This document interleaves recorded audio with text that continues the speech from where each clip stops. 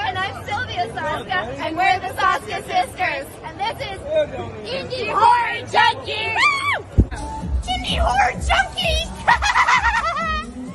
Indie Horror Junkie. Indie Horror Junkie. Indie Horror Junkie. Indie Horror Junkie. Indie Horror Junkie. Indie Horror Junkie. We're a panic attack. Indie Horror Junkies. Indie Horror Junkies. Indie Horror Junkies. Indie Horror Junkies.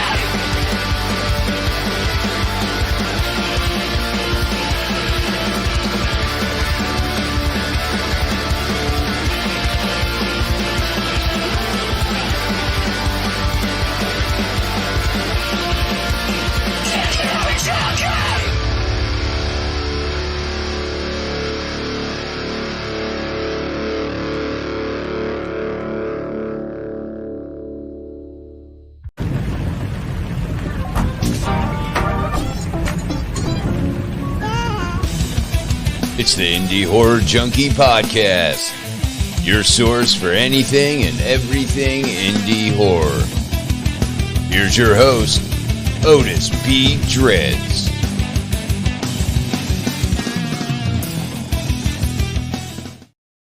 Hello there, junkies. And no, I'm not Otis. You're not seeing anything weird. Basically, Otis is on a table read right now and may be joining us later in the show. And Asylum Amy is on assignment, believe it or not. So you've got just me, Rotting Ricky D here. And I am extremely ecstatic to welcome our special guest that we've got going on tonight, which is J.R. Bookwalter. We will chat with him about all things indie horror, his projects, his processes, distribution, some issues that we've all got with film festivals and with just the film scene as overall. So let's definitely make sure that we tune in and get your notepads out. And if you guys have any questions, definitely hit us up on the chat here, and we'll be chatting everything we can and try and get you as much information about everything that he does, all the things he's got going on, and any of your indie filmmaking needs. Hopefully we'll get some answers for you. All right, in the meantime, real quick, before we bring him up, let's do some quick housekeeping. We don't have a lot going on right now, but I do have a couple things I want to make sure you're aware of. The brand new issue, which is issue number 10 of the magazine, actually comes out this Saturday, the 13th. I've got it already printed. It's on its way from the printer. They will be available in our 2 brick and mortar places right now, which are Viper Video. And we've also got a pack that we'll be sending out to Nightmare Toys in Las Vegas. So they'll have them. And then we'll also have them available on the website for you to download either the digital version, or you can download the actual full printed copy from us in glorious color. And we're really excited about that because we've chatted up about a bunch of different little films that are getting ready to come out. Either they're in process, they're doing some funding right now, or they're getting ready to come out on DVD, Blu-ray, whatever the case may be. But we want to make sure that you know what's going on, where they are, a little bit about them, and how you can get your hands on it. Okay, that's for the magazine. We also have our Indie Horror Junkie Film Fest, the second annual, that is coming up in February. It'll be held at MegaCon Orlando, as it was last year, which is will be me, Amy, Otis, and 250,000 of our closest friends. So definitely come out there because it was an incredible time last year. We'll have a whole lineup of films. We'll have some special guests. We'll have all our merch out there. You can pick up magazines, back issues, T-shirts, pins, all kinds of stuff. And you can say hello to the junkies and help us spread the word of indie horror everywhere that we go. We also have the filming for Nightmare Collection Volume 3, which is going to be coming up, as a matter of fact, in 2 weeks. And then we're going to be actually premiering it on October 26th at our Mistress Mary Film Festival. That's going to be held over at the Cinema 6 Theater in Port Richey on October 26th, which is a Saturday. We're going to have a whole day of short and feature-length horror films, including the premiere of the Nightmare Collection Volume 3. We're going to have some vendors out there. We're going to have some actors, actresses, filmmakers, make it a nice networking opportunity, pictures, the whole bit, and giveaways as well. So make sure you mark your calendars for that.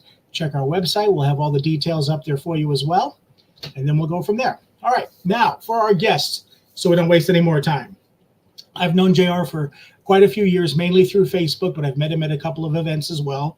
I followed along where he's his films He's worked a lot of some of my dear friends like Bring Stevens as well on several different projects. He's got a new film right now called Side Effects May Vary that we actually premiered at our film festival last year. And he'll tell you where you can see it upcoming and where you'll be able to get your hands on it after that. And then, like I said, we'll get into his whole process of filmmaking, his distribution strategies, and also some of the pet peeves that are bugging not just him, but pretty much everybody as far as film festivals go, as far as the state of filmmaking in general. So we'll definitely get into all that. So without further ado, before we bring him on, as we always do, we're going to show you a trailer. This is the trailer for his film, which is called Side Effects May Vary. So definitely take a look at that. And as soon as that's done, we'll have JR on here for you and we'll go to work. Enjoy. We've all struggled through this horrifying pandemic, but like all struggles, there is eventually light in the form of Dissolvinex. How's that husband of yours? Oh, Glenn, he's actually pretty sick right now. Did he get the vaccine? Yeah, he's a little bullheaded about that. The only reason I'm even here is to get Janelle off my back. There is a new vaccine. It's called Alpha 21, and it doesn't have any side effects. And it's safe? So they say. I had some concerns about the vaccine that you gave me. You're burning me!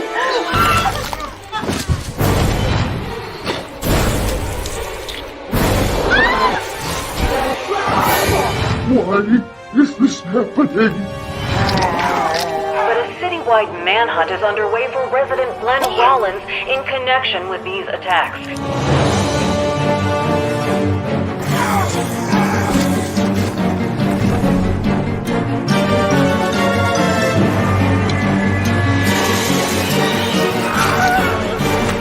So you think Glenn is just walking the streets of Ridgeway with a bucket of napalm melting anybody he runs into?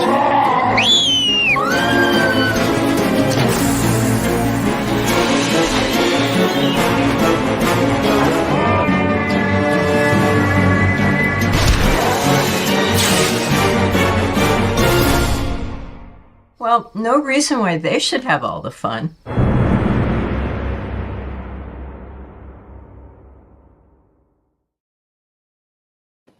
All right. How are you, JR? Good. How are you, Rick? Thanks for having me.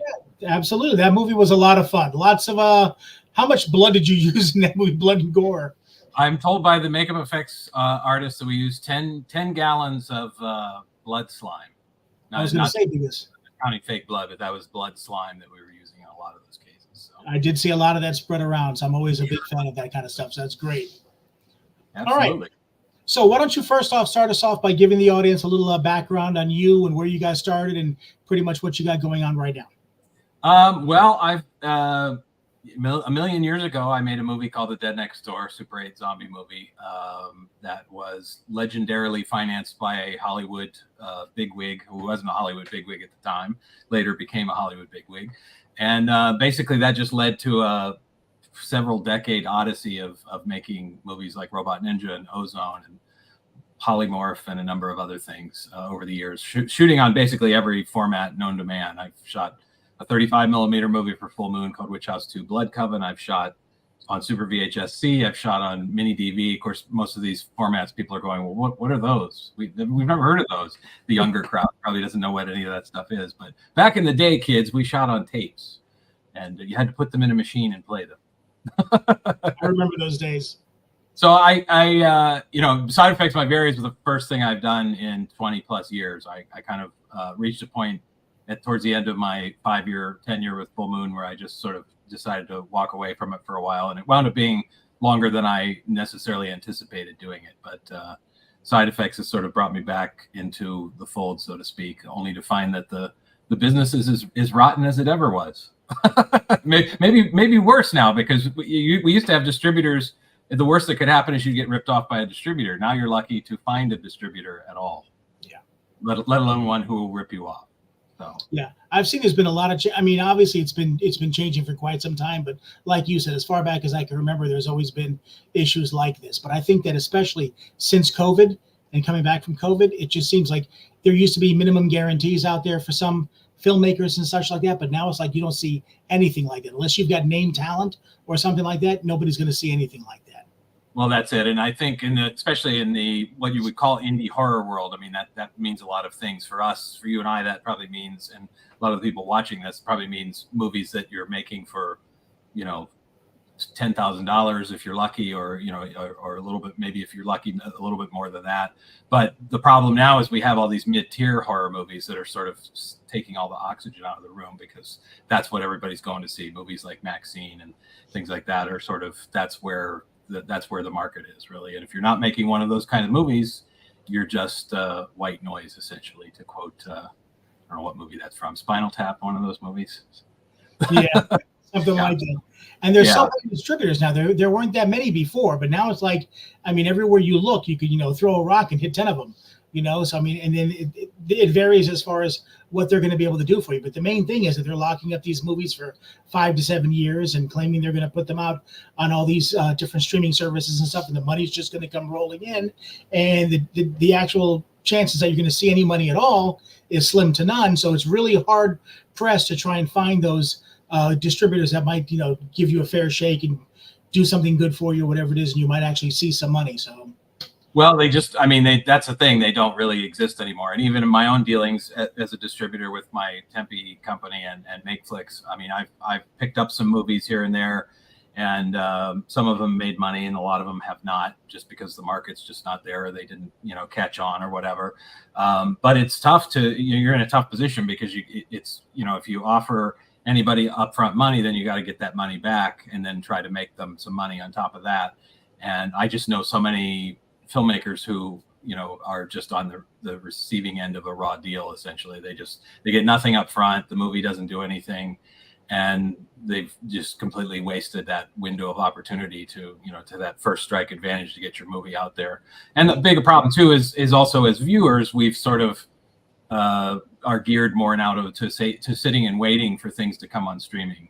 I know I saw that we recently, as part of our epic theatrical roadshow for Side Effects May Vary, of which your festival was part of back in February, we went to 35 different cities and even Canada and Germany, trying to show this movie. And we had turnouts. There were definitely people there who were into this stuff, but unfortunately we got the diehards on one side, and we got on the other side, we got people who kind of wandered in off the street and didn't really know what they were in for. They just kind of were like fans of that particular theater or whatever. And thankfully, for the majority, everybody loved the movie. So that was the good thing about it. It's just there weren't enough people showing up to really, build any momentum from it. That's the problem. I mean, last night I went to see the new Kevin Costner movie, Horizon, and it was me and 2 other people in the theater. And now today we heard the news, and this is Hollywood level now, that the second part of that series is going to be bumped, and the third and fourth parts are a big question mark. Will they ever be made? Who knows? So I mean, that's the thing. If Hollywood can't make this work, what hope do we have as the little people in the food chain? Yeah. You're right. And I think it's definitely, I mean, the thing that I think gets me is that you've heard for so long that the theater experience or whatever it is really wearing on people, and people aren't going out anymore to the theaters because they're waiting for streaming and this and that. And I understand that is a big part of it. But also, as a filmmaker who also goes to the movies and enjoys that theater experience, to me, when I'm thinking about going to see a movie, it has to be something major. It has to be something big, like a big Marvel movie, or like I went to see the Kevin Costner movie, something big that I wanted to see on a big screen, because 9 times out of 10, I'm sitting there watching a movie and I'm having to try and watch a movie while I've got the glare of people's cell phones that are in front of me as they're playing games or sending texts or hearing people talking or answering calls or whatever it is outside. I remember back in the day, there used to be ushers that used to sit there and wait, look and see if there was anybody and tell them to put your phone away or tell them to leave the theater to make it. Or throw you out, yeah. Nowadays, they don't care. So it's pretty much people are going there to get attention a lot of times, and it bothers me. And then forget about concessions. You go there with a date, you're going to spend $100 just on popcorn, hot dogs, and a Coke. It's just outrageous. So at that point, it's like, it's got to be a major event for me to want to go to the theater, because it's cost prohibitive. And if I'm going to pay $15 to watch a movie, I'd like to see and hear the movie. I don't want to see somebody else talking or something like that. So those are, to me, the biggest reasons. But as far as like you talked about the Kevin Costner movie. I'm a huge Kevin Costner fan and an even bigger Western fan. So I went into that really expecting something special. But that movie was confusing at best. There were so many things going on. And I understand it was supposed to be a saga with so many different little, storylines in this and that. That's all well and good. But there were so many things that popped up that I was looking to the person I was with and we're like, did I miss something here? She's like, nope. So, I mean, even when we got done, we talked to a few people there and they were like, I don't know what I just saw. So I'm not quite sure. I feel like he's playing the long game and he's establishing some. There was a lot of jumping around. I really liked the movie for what I saw, but I think there's a lot of stuff that obviously is yet to come. But now who knows if it's ever the second part is at least done, so we'll get that. But who knows if we'll ever get those third and fourth parts? That's the thing. And I feel bad because I wanted to. Costner's got some of his own money in the thing, so he's kind of an independent filmmaker, sort of. It's just being distributed by a studio. So. Oh yeah, no, I'm wishing him well because I love Westerns overall. So I mean, I'm really hoping it does well, not just for him because I'm a fan of his, but I love Westerns overall. I don't think we have enough of them out there. So I'm really hoping that this will revive it. But that second part really needs to kind of bring things together. But I think the article that I read said that what they're trying to do is give the first one more time to get out there on video, let people see it, let people familiarize themselves with it before they dump the second part out there. So we'll see how it plays out. Which makes sense, but my fear with that article was that they're relying on streaming to they're kind of dangling that carrot in front of us that, well, you got to watch it on streaming and then we'll bring out the second part in theaters, which I don't know. Maybe I'm very distrustful of studios when they start talking about that kind of stuff. So I don't know. But yeah, I mean, overall, I get everything you're saying about the theater. I've sort of rediscovered the theatrical experience in recent years. I've for years have taken my kids to the Marvel movies and the DC movies and all that kind of stuff. But now I've kind of branched off and I'll go just see almost anything in the theater just to have that experience again. That was the thing when I was a kid growing up. There were no cell phones and there weren't, if you wanted to see something, you either saw it in the theater or you waited for it to come on network TV, and that was it. Or, the drive-in maybe, but those were your choices. Now we have obviously a few more choices as far as where you're going to see and what you're going to see. And that's a big problem too, is there's just too many movies. I mean, that's really, the technology's kind of finally come to the point where I would have loved to see it in the 90s when I was making shot on video movies, where it's really good. It's actually good enough that you can make a movie on an iPhone and you can, go out and do things very inexpensively. But then what happens is then everybody's doing the same thing. So, I mean, that kind of was always the way, but when you shot on film, certainly in the 35 millimeter days, that was an expensive proposition. Even 16 millimeter was expensive. You have lab costs and all these secondary things you have to deal with. So, that's the difference, I guess, between then and now. So, but I get what you're saying. I think in my area of Ohio, the audiences are a little bit more respectful. I don't see as many people on their cell phones. I love part of the road show that we did. We had a Dead Next Door screening at an Alamo Drafthouse in Austin, Texas. That was my first Alamo Drafthouse experience. And they are very hardcore. Like, they tell you right up front, if you have your cell phone out, we're going to kick you out and you're not going to get a refund. So, the audience was like right there and into the movie and that's it. They were there for that purpose. They weren't there to, they shut the phones off and that's it. So. Yeah. And let me know if you think this is an issue too. It's like, with the fact that streaming is so popular now and there are so many streaming services, to me, I would think that if you delayed the movies hitting the streaming services a little more, right now, when you see a movie and it's going to come on the theaters, you're thinking, okay, well, I don't really want to go through all that expense or that trouble. And next month it'll be available on Netflix or whatever it is. If you made them wait 2 or 3 months or something like that before something hits the streaming services, that might push people to go see the movies now because they don't want to wait that 3 or 4 months, rather than wait just a couple weeks. And sometimes they're coming out on streaming at the same time during the theater. Yeah, I mean, The Fall Guy was the most recent legendary one. I mean, it was 2 weeks in the theater and then boom, it was on video on demand, and that's just insane. I mean, that was part of when I came up with this harebrained scheme to take Side Effects May Vary on the road. Was part of that was the incentive was to, because we started at the end of January of this year, and now tomorrow in Schenectady, New York, we'll have the last roadshow screening finally. So in between, there's been 35 screenings over the course of 5 months. And that was kind of the whole idea, is to just withhold the movies from streaming. You can't see it that way. You got to come out to the theater if you really want to see. And the people who really wanted to see it. Those diehards, God bless them, they actually came out in good enough numbers that it made sense to do it. You know, it wasn't, we had a few sellout crowds, but we never had huge crowds. You know, in a couple of cities I had very small crowds, but that was okay. You know, it was all part of the experience of people. So it told me that people do still want to have that experience. They do still want to see things on the big screen. So that was heartening to see. It's just, I wish there was a few more people that came out to see it. I hear you. Maybe next time, if there is a next time, who knows? Right. Well, but they're be recorded in the fall. We'll have it on streaming, and then everybody else can kind of pick it up that didn't get to see it that way. So excellent. Well, while we're on that subject, like I was telling you off the air a little while ago, we have a lot of filmmakers that watch this program. So I like to try and make sure that I get as much information out there for these filmmakers that have their films coming out. So with you, since you've been in the business as long as you have, what would you recommend to that indie horror filmmaker that wants to put a movie together? What should his game plan be when putting that movie together? Not just getting the movie done and the financing, but where to go after it's finished. Well, I'm joking, of course, but I would tell them not to do it at all. I would say take your money and put it in a nice IRA somewhere, or make an investment in Apple or some other solid corporation. I mean, you know, that's the thing. This is not. We used to have what was called the film business. This is not the film business anymore. This is something else. This is the film. It's not quite a hobby, because some of us are making money with it, you know, and a lot of people are making money at it, but it's not quite the film business like it used to be. You know, you don't have home video and all that stuff to go to.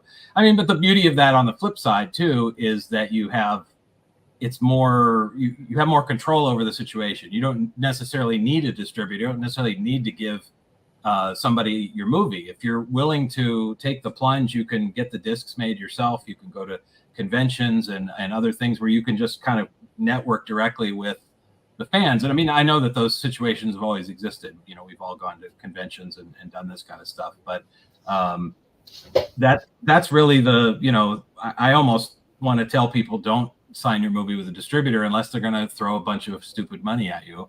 And then you should take that stupid money and run, you know, and put it in the bank and don't make another one. I'm joking. But you know, that's it. I think we're at that point where the distributor is really, I mean, unless we're talking about streaming, because then, you know, I know there's places like Film Hub that you can get your movies out that way, and I've used them, and there's pluses and minuses with them too. But you know, the physical media distributor is really not as important as it used to be. I mean, you can do it yourself. You can just make the discs and sell, and go directly to places like Diabolic DVD or MakeFlix or other places and just sell them wholesale that way. You know, I mean, that's the thing. That's the beauty of it. The problem really is that there's just, I years ago, and this speaks directly to indie filmmakers. I mean, I was always of the theory that a lot of the people who were fans of my movies were actually people who wanted to make movies. Now, this has been going on for generations. I was a fan of George Romero and John Carpenter and all these, you know, but I also wanted to make movies too. And now you have a whole, you know, several other generations of people growing up since that are making movies that are less interested in seeing what everybody else is doing and more interested in just making their movies, which is great. I mean, that the fact that you can do that at all in this day and age is fantastic, but it also makes it very hard to have a career, if I keep talking in air quotes, but to have a career where you're making one movie after another makes it very difficult, because if you can't connect with that audience, then, you know, you're gonna have a problem. You might get lucky once, but you might have a problem selling the next one. So I don't know if I gave good advice there, but at least, you know, the don't sign with a distributor is probably the best advice that I can give somebody in this day and age. It's not worth it unless they want to throw a bunch of money at you. Right. Betty Genesis here says, I love the roadshow screening. It's like traveling theater troops.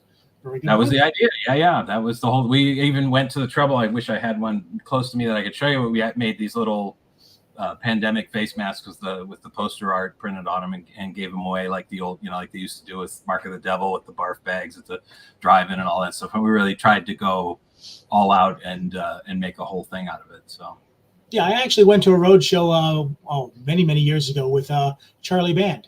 I drove him on, and we did one for him there, and it was like a big event. I mean, they had everything decorated and stuff. They had prizes, they had giveaways, they had special guests. So it was like a real big event and stuff. So it was really cool. So I love that experience. That's absolutely great.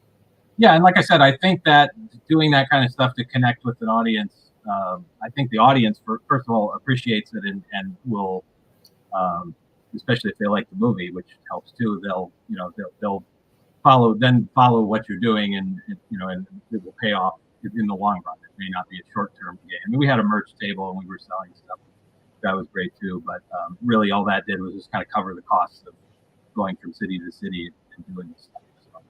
Yeah, and like you said, it's not financially lucrative to do a theatrical distribution in this day and age, but it has benefits too. Yeah, absolutely. And like you said, there's nothing like going to these different events. I mean, setting up a table, having your merch there, shaking people's hands, talking indie films, meeting the fans. There's nothing like that. I mean, you make your sales here and there, which is all great. But then again, I mean, at the end of the day, is it cost effective? Because a lot of these places, you're going to have to pay for a table, you're going to have to pay for a hotel, you got travel up there, all the setup time and stuff, and you're going to have to try and recoup that, in those sales, which a lot of times isn't going to happen. But the meeting people and the shaking of the hands and seeing all these people that you didn't know that were following you on Facebook and your podcast, so that's wonderful. It's great. I love that part. It's just it's a bit like a presidential campaign on a budget. You got to go around and shake the babies and the hands. Or I mean, shake the hands. The babies. Babies. I was going to say kiss the hands and shake the babies. But, exactly, yes. But yeah, I mean, it very much is that kind of, if you're in that spirit of doing it, that's what people love about it is making that personal connection, which is great in the era of social media to be able to do that and to see so many people come out. People were coming with their once I thought I was wrong, but I was mistaken hats that we sold on MakeFlix and stuff, and their T-shirts and stuff. It's great to see that, to actually put your eyes on somebody that you maybe have corresponded with through social media or whatever. That was really the plus of it for me, as well as to share, of course, share a new movie with an audience. All right. So now for the people that are watching us right now that are not familiar with MakeFlix, tell us a little bit about that. How did it get started? What exactly services does it offer for people, and how do they get in touch with you and find out about getting involved? I tried to, when I designed it, the idea was to treat it as sort of a hub of a distribution wheel with all the filmmakers being the spokes. That was kind of my grandiose vision for it. That hasn't entirely panned out, but I deal with a lot of filmmakers and they all shapes and sizes. There's guys who have one movie, and then I have partnered with people like Fred Olin Ray, who's been around forever, has had his retro media label. And he was having trouble with Amazon. He would ship them box cases of discs, and they would sit on them for months before they would list them. And I saw his frustration on social media, so I reached out to him and said, "Hey, why don't you let me try and sell this stuff on MakeFlix?" And it turned out to be a great marriage. I mean, I've known Fred for years, so he trusted that I was going to do the right thing. But we wound up very quickly selling, a lot of discs because of that. And it, even though maybe I'm not quite on the Amazon level for him yet, it's a nice secondary income, and I'm trying to always siphon as many of those Amazon customers away as I can and get them to go to MakeFlix. But yeah, so I mean, I deal with a lot of different filmmakers. I pay everybody. It's generally a consignment deal. They send me a small amount of discs, and then I pay them via PayPal or Zelle or however as they sell, and everybody gets paid, and it's a beautiful thing, So that's always an option for people that are looking for one more place to sell the stuff that gets it in front of an audience.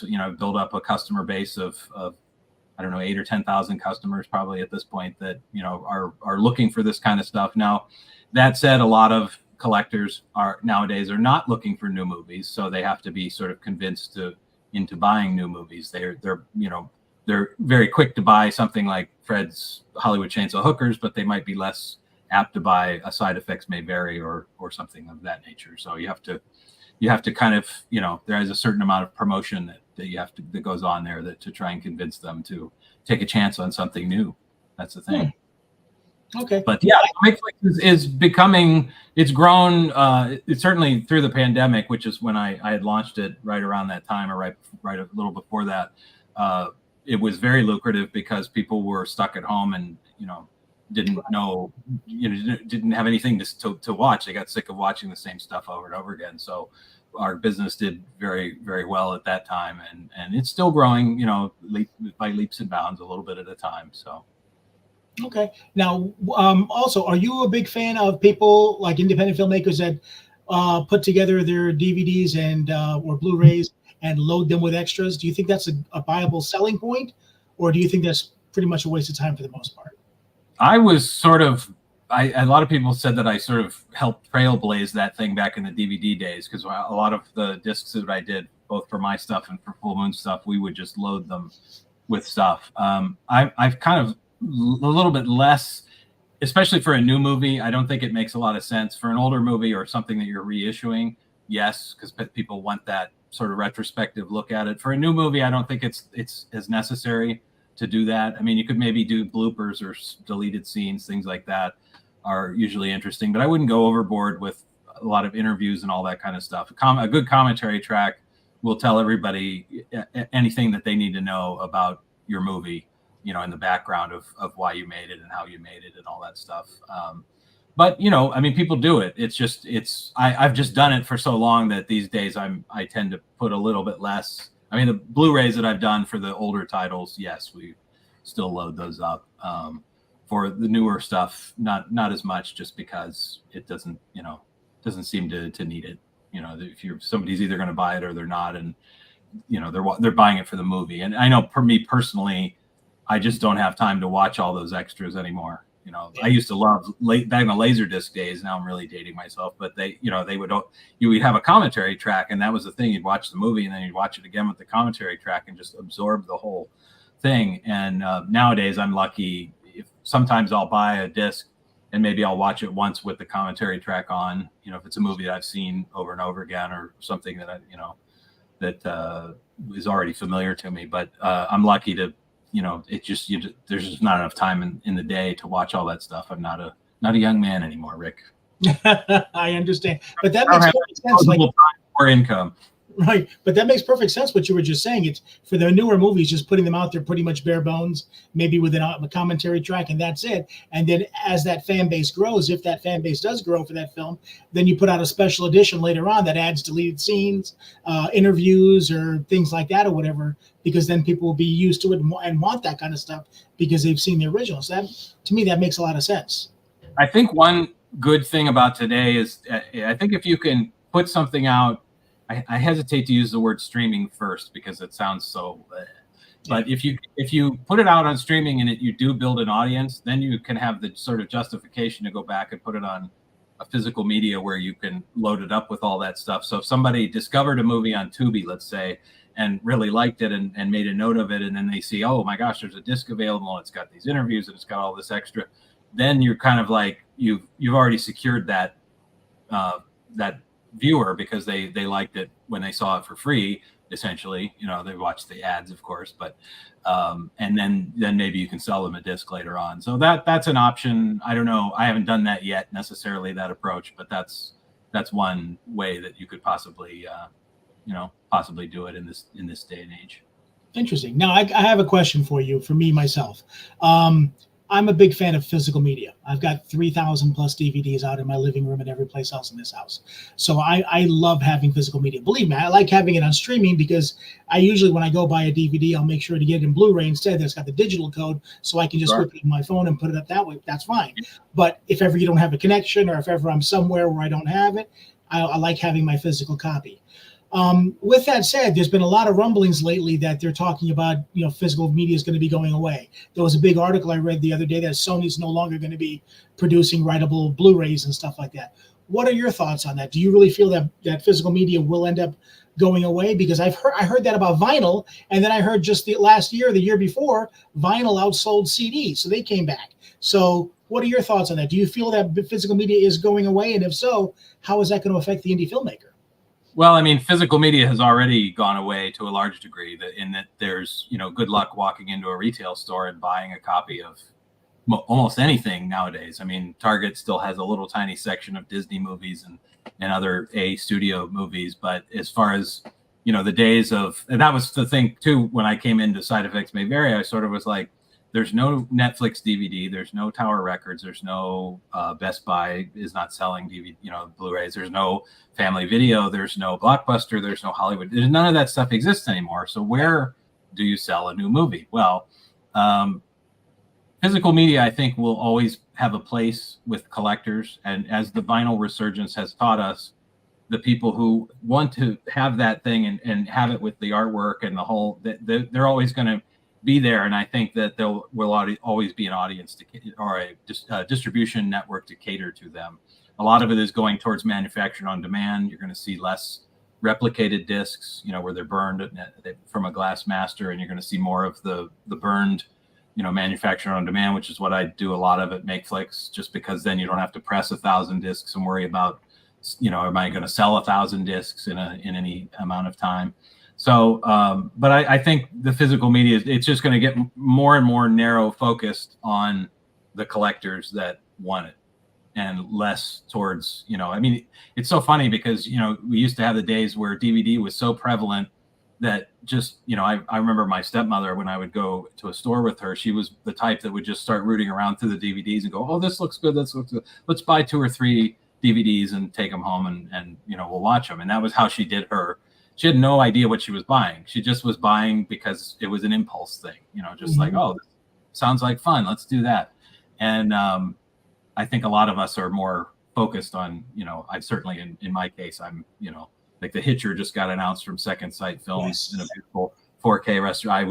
I couldn't hit the buy now button fast enough on a title like that. I'm not, I'm not the type of person that's going to just go, oh, well, this looks good, let's buy this. It's just not my cup of tea. But I think we'll still see. I think there will always be a collector's market. It's just, and I think we're really, the death of physical media is greatly exaggerated because we're already pretty much there where it's just a collector. I mean, the stuff is literally just being made for collectors, whether it's Kino Lorber or Shout Factory or Vinegar Syndrome. I mean, that's all they're catering to. There's no no retail distribution of any kind. They're not selling to the people like my stepmother where it's an impulse buy. They're selling to us, you and me, Rick. That's true. That's true. But once again, like we talked about before, when I go to those different, like we just went to Tampa Bay Screams a couple weeks ago, and we set up our table, it's imperative for you to have those DVDs out there, the T-shirts out there. That's where you sell a lot of that merch. And I saw so many other tables that had that. And I'm wondering if maybe the fact that it's getting out of the Walmarts and getting out of the Targets and stuff, that might say something good for those mom and pop shops. Like I've got my friend Shelby McIntyre, who owns a place called Viper Video in Tampa. And you've got Dark Delicacies and stuff like that. You've got Nightmare Toys in Vegas. So I'm hoping that maybe that offers them much, much more, because you're going to have to go to places like that to get those movies that you won't be able to find anyplace else anymore. Well, that's it. And I think you're going to see, as the corporations fail us, which they ultimately always do, you will see, I think, a lot of the rise of a lot of more independent grassroots stores like that. I think that will come back where it, to cater specifically to the physical media crowd. I love that Vinegar Syndrome, one of the great things that they do is they have 3 retail stores. They have one in Connecticut where they're based, one in, I think, Toronto, somewhere in Canada, and one in Denver, Colorado, or outside of Denver, Colorado, which I recently was there in their Denver store, the Archive. And it's exactly what you think it is. It's not just Vinegar Syndrome. They sell everybody's stuff. They now have a little Tempe section. They got a whole, they sell anything they can get their hands on. They sell it, and they have, that audience. They had customers that were coming in. I did a signing there that were literally like the gal who manages the shop was telling me, this guy comes in every day and buys something, and then he comes in the next day and talks about it with us and then buys something else. And it's like literally 7 days a week this guy was coming in buying a disc. So I mean, those are the people, God bless them, that are going to keep that thing going. Yeah, and kind of like what you were just mentioning, that little comment that I put up here about from Robert Finborg about plot is important, story line doesn't necessarily have to fall into place as to follow. This kind of touches on what you were mentioning about how, when I think you said your mom was going around rooting through the bins, a lot of times when she's picking up those DVDs, 9 times out of 10, if not 10 out of 10, she's never heard of that movie, doesn't know anything about that movie, but that awesome cover art, that AI cover art or whatever it is, will sell it. And then you get home and find out that it doesn't look anything like that AI cover art. At the end of the day, you spent that money, so they did what they had to do. I can't tell you how many people have come up to me at shows, and including the Roadshow, where they were like, oh my gosh, I remember as a kid seeing the Dead Next Door artwork on the shelf, the zombie with the muzzle on his face and all that. And that, you don't think about it at the time that's going to actually have an impact on people, but yeah, it does. I mean, people remember that stuff, and that sticks with them, and then they see the movie, and it lives up to what their expectations of it were, and then they just carry it forward through their lives. So, you know, the right piece of artwork definitely makes a difference. Absolutely. So let me ask you then, you said you've been out of this for about 20 years, and then finally Side Effects brought you back. What caused you to decide to walk away, and then what was the reasoning behind you wanting to jump back on the saddle? I think a lot of it was I had worked for Full Moon for 5 years. I had started just doing post-production for them, and then I wound up directing and then producing a line of shot on DV cam movies for them. And sort of towards the tail end of it, it was kind of becoming like, you know, it was really just a job. I was making movies that I didn't necessarily want to make and didn't feel inspired about per se. So that was the main reason that I stepped away from it. Like I said, I didn't really intend for it to be 20 years, but then I reached a point maybe after the 8th or 9th or 10th year where people would ask me, and I'm like, yeah, no, I think I'm done. No, I don't think I'm going to do it again. Because at that point, you're far enough away from it that, you know, I had been making stuff very steadily prior to that, and then it gets harder to do it. Why did I step back into it now? Actually, it's sort of indirectly Charlie Band's fault. Going back to because he wrote his autobiography, I think came out last year, The Confessions of a Puppet Master, and I was listening to the audiobook version of it because he's talking about all the great Empire days and all these, you know, how he did all this stuff. And at one point he was saying that, you know, if you stop making movies, you die. And I thought, well, geez, I guess I'm already dead then. I'm not, you know, I've always been involved in distribution, and I've done post-production. I've cut hundreds of trailers for other companies and, you know, keeping busy doing stuff, but, you know, it was not actually making anything. So that got me, that quote got me to thinking about it again. And then I've had James Edwards, who had started with me years ago. He was only 12 years old as a production assistant on The Dead Next Door. He's since gone on to make his own features. Now he started with a movie called Her Name Was Krista, which, if you haven't seen it, is excellent. I recommend it to everyone. And that he you know, we would go to lunch frequently, and he would constantly be bugging me about, don't you want to do it again? Don't you want to make something? And I'd be like, no, thank you. You know, it just countless. And I think he just, between him and that Charlie Band quote, it's just sort of eventually wore me down. And I thought, well, you know, maybe this would be fun to do again, because a lot of things in my life have changed. Over the last 20 years, I got remarried and have a couple kids, and they, you know, my wife and kids never experienced this. They were around, you know, when I was restoring the old movies, and, you know, sort of peripherally involved or doing screenings or that kind of stuff, but they never actually experienced what is it like to make a movie. So I thought, well, you know, that might be fun. So maybe we'll do something. So that's where we sort of came up with Side Effects May Vary, and tried to do something small and contained and not too overly ambitious. I had a comedy script that James and Matthew Jason Walsh had written for me years ago called Old Wives' Tales that I really want to make, but it was a little too ambitious for the money that I was willing to spend. So we just sort of created this thing, and it really came about because of my obsessive love for a movie from the 70s called The Incredible Melting Man, which was really inspired this. And I told James, you know, I said, well, let's not do that comedy. Let's make this. I want to make my own riff on that movie. So he saw eye to eye with me, and we kind of came up with the story together. And then he was off to the races, wrote it very, you know, a couple of weeks, and then we were off. And before we knew it, we were on the set shooting it. So. Nice. So is this just a one-time shot, or do you think that you're back now and you might continue on? That is the one question that I have consistently got at all 35 screenings that I've gone to. Everybody always asks that question, what's next? And I'm always like pulling my hair out going, well, I'm still, you know, this movie's done, but it's not out. It's not, you know, right. I've given birth to it, but it hasn't graduated yet. It hasn't gone out into the world yet. So, you know, we'll see. A lot of it does depend on how this movie does. If this just completely like crashes and burns, then I would be less interested in making something. Well, I should point out that I really probably will take a big step away from independent horror for a little bit, because I feel like I kind of want to stretch my wings now as a almost 58-year-old man. I don't have a lot of time or a lot of movies left, so I kind of want to try something else. And Side Effects, to a large degree, and I guess you've seen the movie, but it's very much a comedy in the shell of a sci-fi horror movie. I mean, there's a lot of intentional humor in it, So that has inspired me to sort of try something different. And it would be kind of nice to show up on a set where somebody wasn't flinging a lot of blood and, there weren't those kind of things going on. So that's the challenge now, is to see if I can make something that maybe is a little more watchable to my family. Very cool. Very interesting. All right. So, where I know you said that it's going through the roadshow process right now. Is there another roadshow coming up where people can see this movie? Yeah, tomorrow night, which is Thursday, July 11th in Schenectady, New York, at the GE Theater at Proctor's. That is our last roadshow screening. The last one was actually supposed to be a couple weeks ago. I went to a Weekend of Fear in Germany, and that was originally scheduled to be the last one. And then the programmer at Proctor's was enamored enough with the movie that he talked me into adding one more date on. So we have that, and then it's we have a Kickstarter going on right now for about a week and a half. I think it ends on July 19th, where you can actually pre-order it on Blu-ray or DVD. And there's also a bunch of cool add-ons. We have a VHS edition available. We have syringe pens and all the stickers and all this, these little tchotchkes as well.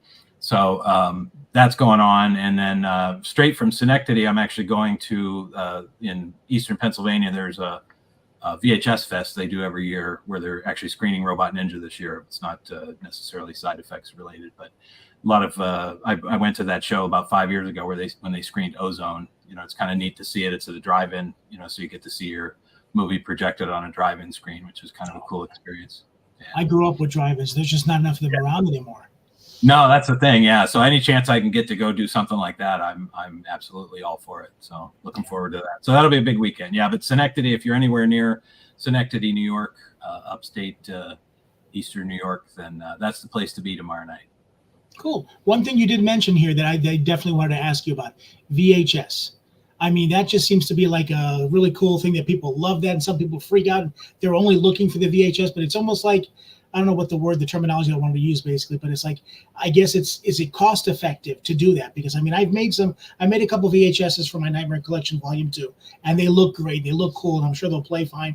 But it's just, it costs so much more to make those than it does a VHS, than it does a DVD or a Blu-ray.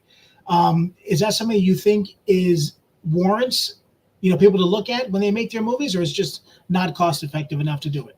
No, I think the hardest part is obviously buying the blank tapes and the cases and all that. It's not as easy as it used to be because, nobody's really doing it anymore. There's good luck finding a place to do mass market VHS, tapes in bulk. I mean, there are places that will do it, but you're going to pay for it, like you said. But yeah, I think in limited runs, I mean, if your expectations are in check, I think if you run 25, 30, 50 VHS tapes, I think you'll find that people are actually interested in it, and that's such a niche crowd that they're willing to pay $30, $40 for a VHS because it looks cool on the shelf. So they're more than happy to, if it's something they want, they will buy it. Just like all of us collectors, if it's something we really want, we'll take that plunge. Absolutely. Excellent. Okay. All right. Now, as we're winding down here real quick, is there anything else that you want to make sure you let people know about? Anything as far as anything upcoming that they can expect, or for the people that are interested in possibly sending you their films for MakeFlix? How can they reach you? How can they find you? I'm pretty easy to find. There's a MakeFlix page on Facebook, and there's an Instagram account, MakeFlix Movies. I'm personally very easy to find online. You can definitely message me if you've got a movie. The first thing I'll of course probably ask you is if do you have packaged discs, because that's what it's not a distribution deal.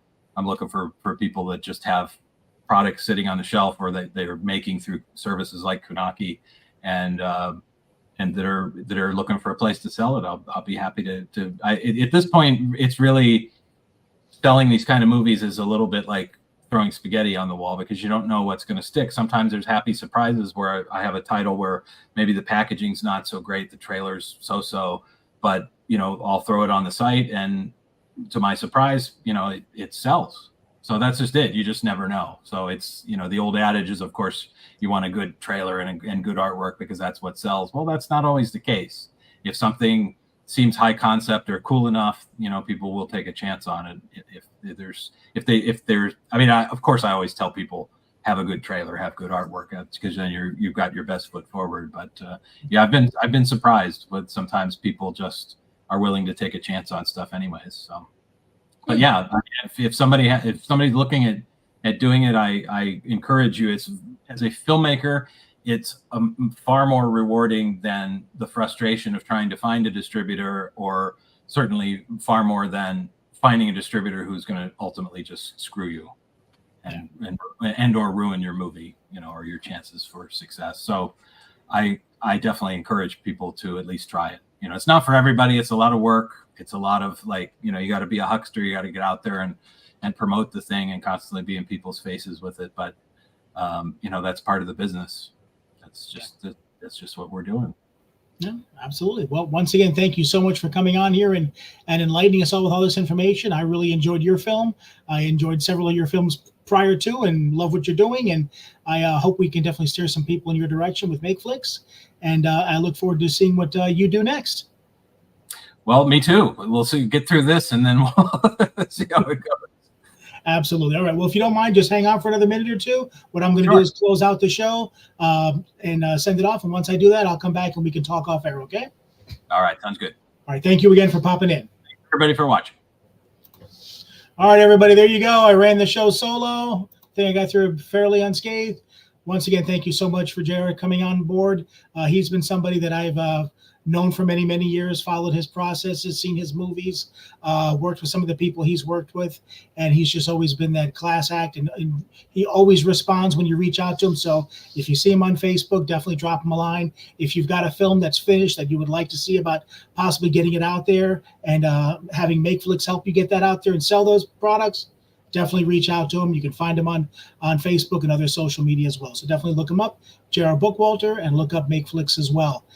Next week, we have Tony Morris. That's going to be on with us. He's a friend of mine from here. He has recently moved overseas, but he just made a feature film called Deer Camp 86 that I had the pleasure of going out there and meeting his partner Damien and seeing it on the big screen. And I believe it just came out on Blu-ray now. I just saw somebody that posted a video saying that it was actually on the shelf at Walmart or Target. So there you go. Deer Camp 86. We'll chat with him, see how that process was, and get some behind the scenes information on him as far as his filmmaking venture with that, what he's got coming up next, and more. So tune in with us next week for Tony Morris. And once again, thank you so much for joining us here on the Indie Horror Junkie podcast, and we'll see you next Wednesday. Now, I've just got to find out where to go to end the show, which I believe is right here. See you guys next week.